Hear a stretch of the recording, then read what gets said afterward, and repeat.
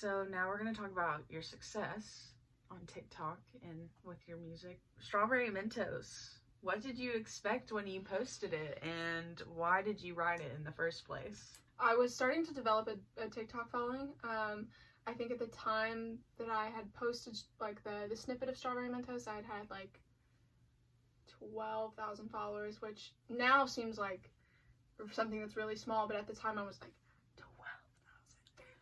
Yeah, I mean, I have 500, so that sounds... But it's enough to be like, holy shit, when you have it. Yeah. And then whenever you gain more, you're like, I'm so small. Music was always what I wanted to do, but I was gaining a following for anime, so I was like, well, how am I gonna like turn this into something? Because I need to turn it into something, because that's every artist's dream, is to have a following, right? I was like, all right, I'm gonna write this song, or a part of this song, that's just gonna be a headcanon about what I think this anime boy, Yamaguchi from Haikyuu, Shout out.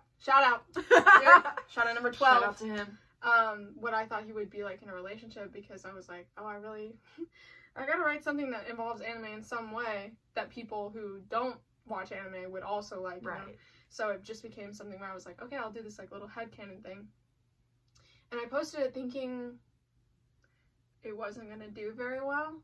Like, just assuming, because I posted music on TikTok before that, like, even if it did like well for me, it didn't do like well. The initial Strawberry Mentos video got like 50,000 likes or something, which I was like freaking out at the time, because I was like, holy shit, 50,000 likes on like one of my like singing vids, like that's crazy. So I was like, oh, okay, well, I gotta do something fast, because I don't want people to stop caring about it, because TikTok works very fast. And I posted that video on, I want to say like October 1st, and then I had it ready by like October 25th or something.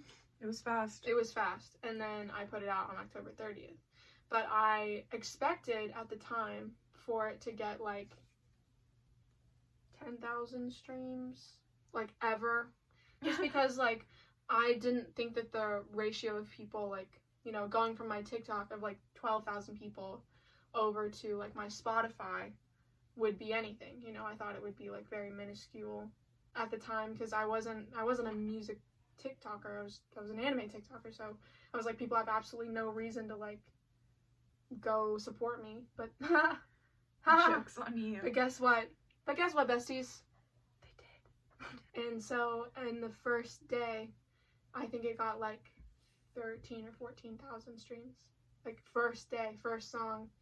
And I remember staring at that and crying my eyes out, because I watched, when you have like Spotify for artists, you can live watch your stream for like 5 days or something, and I was like live watching it hit like 1,000, 5,000, 10,000, and I remember you like constantly checking it, because you're just like in shock. Yeah, and then when it charted on iTunes as well, I was like, holy holy shit. And I was so emotional for like 3 or 4 days after that, crying my eyes out. What it did in its first day is what I expected it to do for all time. So to have it like do it on its first day was like ridiculous and life-changing in its own regard. And within the first week, it hit 100,000 streams. And I remember being like, okay, this is so much bigger than, I don't want to be like, it's so much bigger than me, but like, this is so much bigger than I could have ever anticipated. And in the same respect, I was still going to like classes and stuff, because it comes out on like Friday, but it comes out on like Thursday night. So it came out at Thursday at 11, and like Friday morning I like tuned into class, and it was like so weird to like be going through this so like life-changing event, life-changing like musical moment, like what I'd always worked and wanted and waited for, and then to like next morning be like going to fundamentals of communication. It was a really cool experience. Yeah. And it was cool to watch too. Like, yeah. Don't get to really see people blow up very often, especially one of your closest friends. Not people you live with. Yeah. Why do you think this happened to you? Do you think there's a reason? I would love to believe that there is a reason. I would love to believe that it's like the universe or whatever you believe in is looking out for me, or being like, you worked, you waited, you wanted for so long, you know? Like, I spent my whole life trying to do something like that. And I waited until I had some sort of following to put out my first single, first song or whatever, because I didn't want it to be like something that didn't do well. I could have never anticipated like the way that it did well, but I like to believe that it's some sort of divine force being like, you put in your dues, but if it's not, at the very least, I'd like to believe that it's just because I'm good at it. I definitely think so. Yeah. I don't think you have to worry about that. Yeah, thanks. I think now, especially with, you know, TikTok being as huge as it is, and there being so many artists on TikTok, or like so many people trying to be artists on TikTok, I know a lot of people question, like, you know, is it pure luck when people blow up, or and I think to a certain extent, like, yeah, it's really lucky that like you had this sort of traction, but there's a certain amount of talent that has to come with that. Like, I agree. I don't think you're gonna get that kind of return that you did on the first day. Yeah.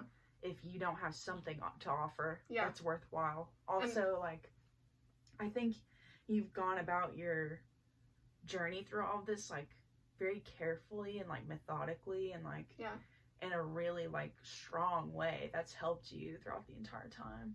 Like I said, music was always what I wanted to do, so having a following for something else was something like that I was really, really nervous about. Also being concerned, like, now that I'm into other songs that aren't Strawberry Mentos, that aren't centered around anime characters, for Least Favorite Only Child to hit 1 million streams like 2 days ago in like almost half the time that Strawberry Mentos did. It was like a very like deeply personal experience to watch that happen, because that song was about me, you know.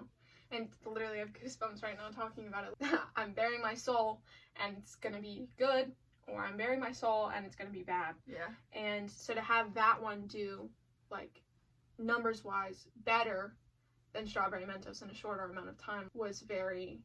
Well, I know it was validating for you. Oh, so validating. Obviously, like, I always believe in every song I put out, and I love every song I put out, otherwise I wouldn't put them out. The success that Strawberry Mentos had and the validation that gave was very different than the validation that Least Favorite Only Child success gave, you know? Yeah. And I do think that a lot of it is luck, algorithmic luck or whatever. Like, there's a certain amount of imposter syndrome that comes along, especially because, like, we are in a music program at a university to see, like, so many other talented people all the time have that luck. I mean, like we were just talking about, we're in a program that's based around the recording industry, and there's a lot of people that we know personally and that, you know, that are our closest friends that are trying to make it in the same business and who are songwriters and musicians. And do you have any advice or words of wisdom for those people? I'll give separate bits of advice for like people that want to make themselves better songwriters, and then, or like the way I think I made myself a better songwriter, and then in terms of like social media for songwriting, and this is advice that I give to literally anybody that asks me for songwriting advice, is just consume a lot of media, consume a lot of television, consume a lot of songs, consume a lot of books, see what you like, see what you don't, and then try to mimic that in some sort of way until you find like how to make it your own. That is literally all I can give you. Creating your own style or figuring out how to songwrite, quote unquote, is like a very like unique experience for everyone. And so the only advice I can give you about songwriting is like, do it all the time and consume media that you enjoy to mimic that. For TikTok advice, which way less people ask me about, make people care about you, and in turn they'll care about whatever you put out. I think like one of the things that singer-songwriters especially like go wrong with is like they start trying to be like a singer-songwriter. Their very first things, like all that they're doing is music, and while music is great, it is only one facet of your personality. So if people like care about you, then they will in turn care about your music.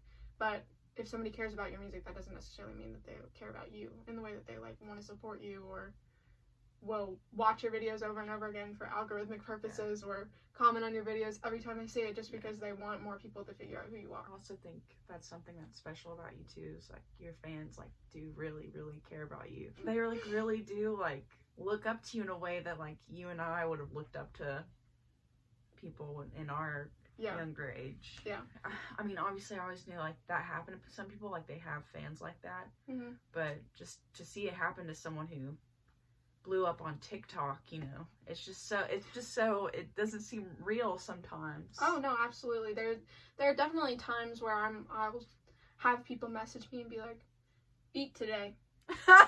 Eat today. Drink water today, Leanna. Are you taking care of yourself? Generally the answer is no, I'm not. But it is nice to know, even in like the smallest facet, that someone somewhere is thinking about me and whether or not I'm like okay. Let's talk about moving forward, the future of Leanna Firestone. What are your hopes and dreams for the next year? And then what are your hopes and dreams for the next 10 years? What are the milestones you want to reach? Okay, I'll talk about my plans in a very short amount of time. I'll be having out merch. Merch is a milestone in its own way. It's like to have something that's like, here's, you can hold this, and it's mine, and you're showing public support of me, is like a very cool. Very, very cool. Very cool. I'm really, really excited about that. That's a special. That's an exclusive. We're not even selling those. This is my personal Leanna Firestone merch. It's, I think, my favorite piece of merch that I own. It's my favorite piece of merch that you own as well. Yeah. Merch is next on the horizon.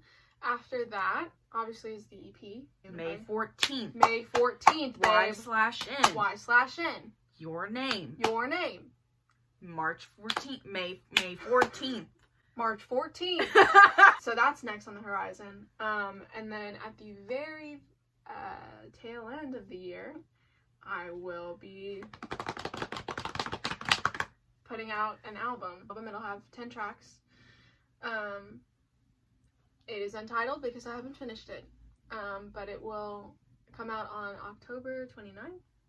For those of you that have been here for the long haul, you may be thinking to yourself, God, Leanna, that's like really close to when you put out Strawberry Mentos in 2020 on October 30th. That rings a bell. That does ring a bell. It should, because I picked that date on purpose so it would be my full 1 year of music. Because everything I do is intentional, baby.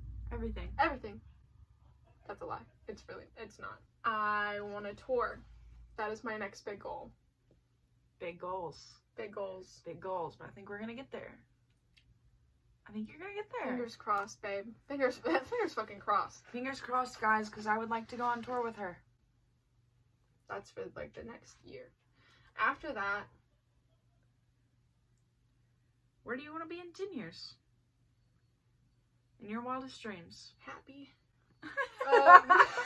Honestly, I don't have goals that far out. Okay. I thought everything was going to happen a lot slower than it has for me so far. Like, I thought I would be out of college. I thought I would be like 3 years into some bullshit internship job, being a little rat running around getting people's coffees for a much longer time than no time, because I've never done that. And it didn't happen like that. So I'm just kind of playing it by ear right now. I think that's fair. Hopefully making lots of money, writing things that are still true to me. That's all I got for now. That's a wrap for scene 3.